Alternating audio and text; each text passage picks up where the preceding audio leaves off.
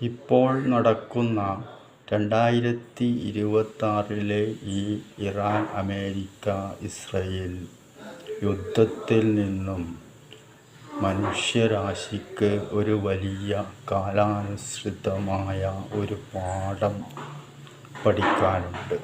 ഈ കാലഘട്ടത്തിൻ്റെ പാഠം. ഇനി ലോകം അഥവാ ഭൂമിയിലെ ജീവജാലങ്ങൾ നിലനിൽക്കണമെങ്കിൽ,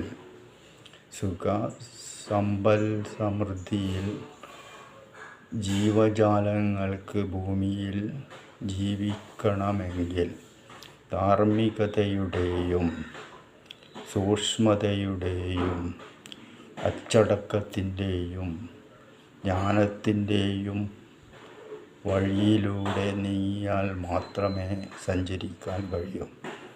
അത് എല്ലാ ലോക രാജ്യങ്ങൾക്കും ബാധകമാണ്.